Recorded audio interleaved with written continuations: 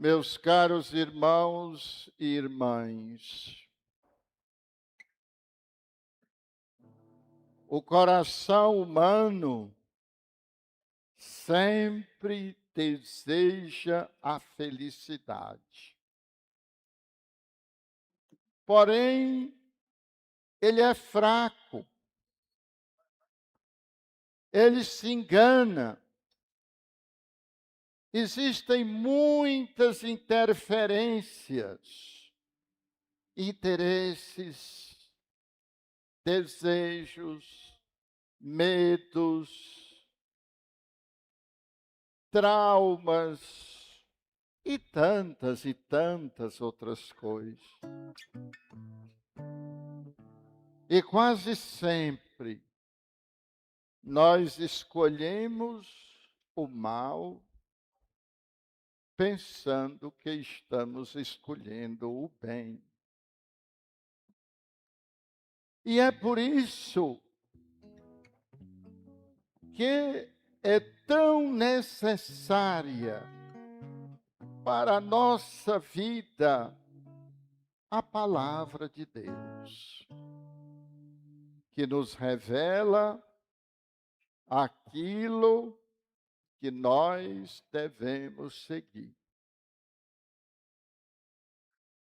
E ao proclamar as bem-aventuranças, dando o projeto que seria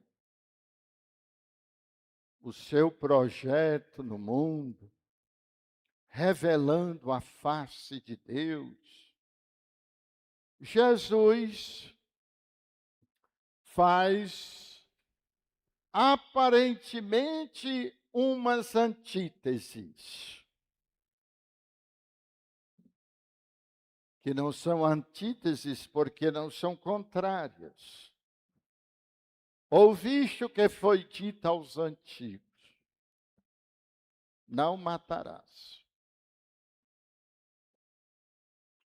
Eu, porém, vos digo: aquele que se encoleriza com o seu irmão já está desejando a destruição dele.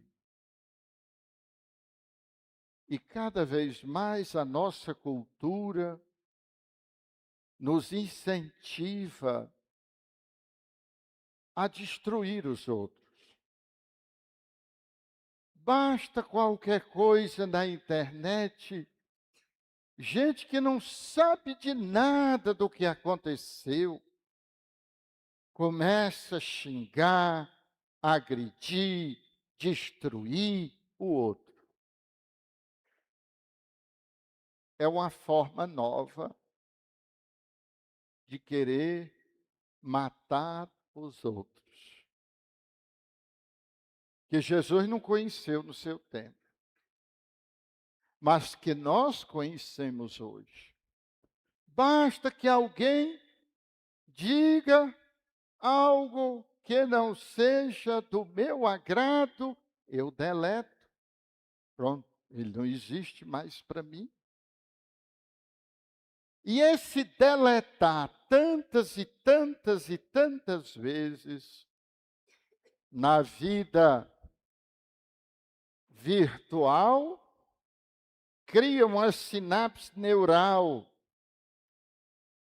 na nossa mente, que tudo que nós não gostarmos, nós devemos deletar.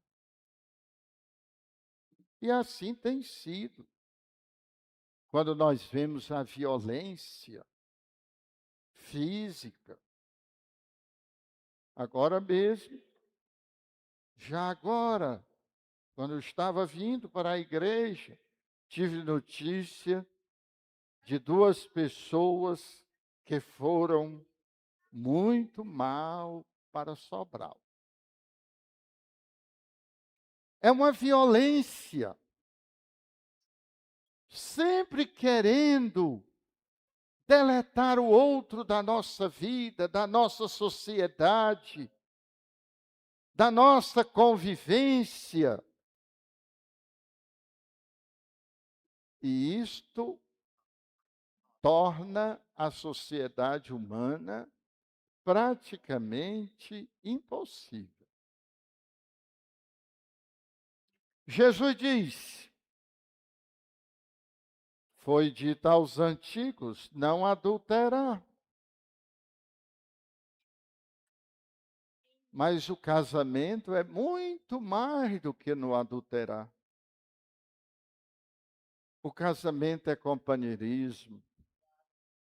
O casamento é ternura. O casamento é proximidade. O casamento tem hora que é fazer silêncio e escutar. O casamento tem hora que é falar e esperar que o outro escute. O casamento é, sobretudo, a firme decisão de que o outro pode contar comigo durante toda a sua vida ou a minha vida. Só não se a minha se eu desaparecer primeiro.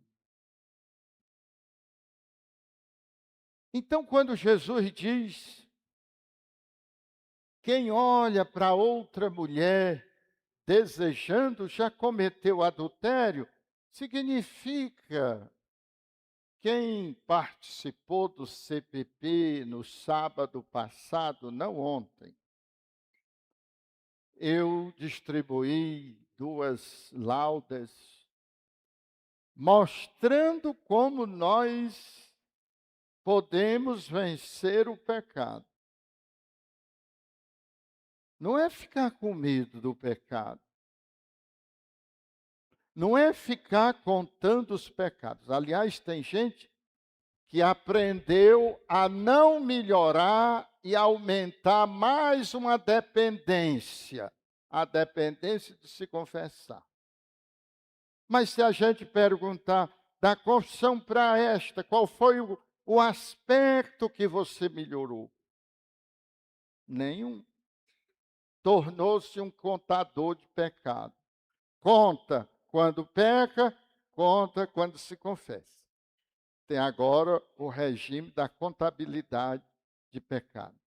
A gente precisa, como disse hoje a leitura, e disse também a primeira oração da missa. O Senhor ama os que têm corações retos e sinceros, e concedei-nos esta graça para que possais habitar em nós. O verdadeiro cristianismo é se tornar uma casa para Jesus.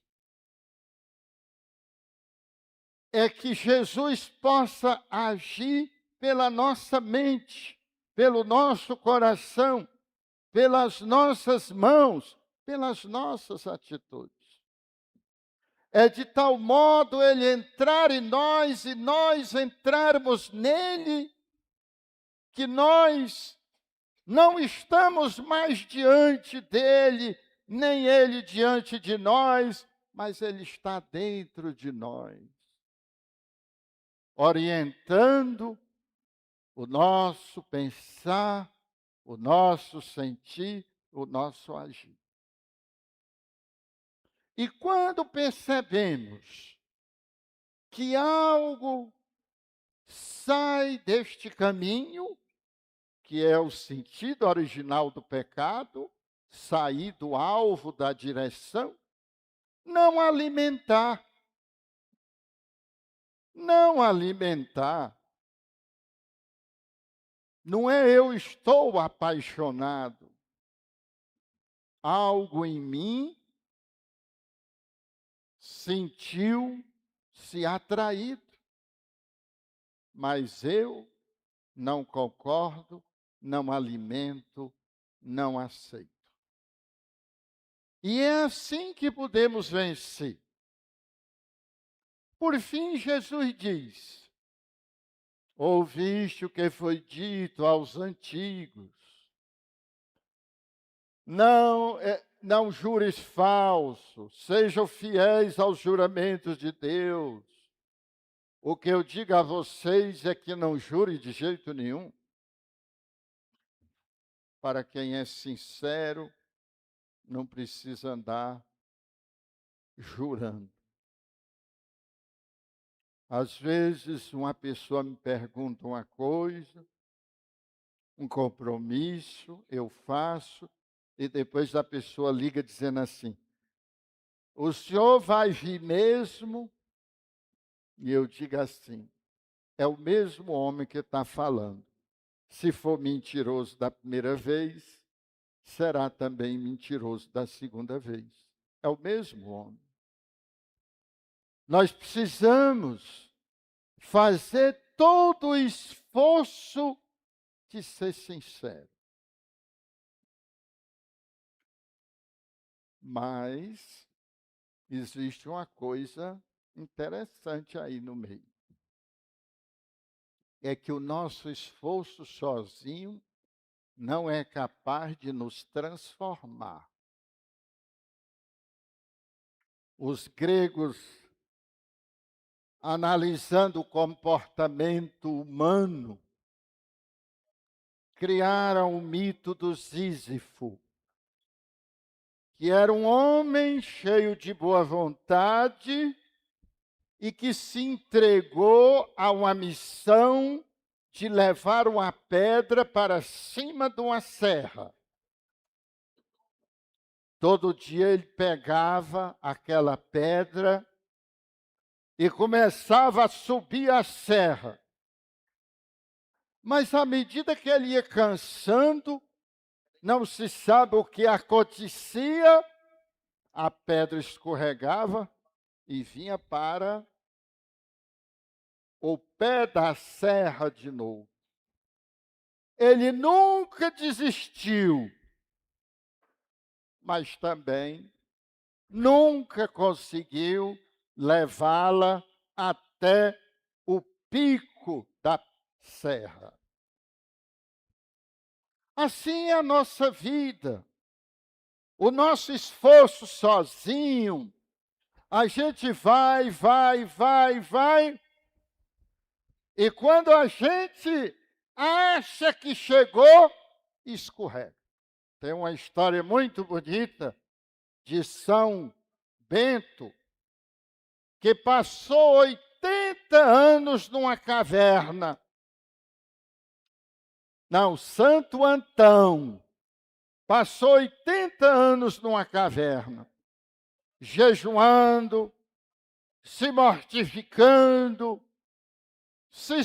e o diabo aparecia quando ele estava com fome, oferecia comidas e mais comidas gostosas, e ele não comia. Aí o diabo trazia mulheres bonitas para ficar com ele, e dançando, ele fechava os olhos. Depois de 80 anos, o diabo olhou para ele e disse assim: realmente você ganhou. Você me venceu. Você foi mais forte do que eu. Santo Antão se virou para dentro da caverna, quando o diabo foi saindo, e disse: meu Deus, eu sabia que eu era mais forte do que o diabo. Quando ele se virou, o diabo tinha voltado. Ninguém nunca chega por si mesmo à santidade. Ninguém nunca chega por si mesmo à plenitude. Nós só podemos chegar por graça. A novidade de Jesus não é dizer o que é certo e o que é errado. Isso a lei já dizia. Isto a lei já dizia. A novidade de Jesus é que ele traz a graça.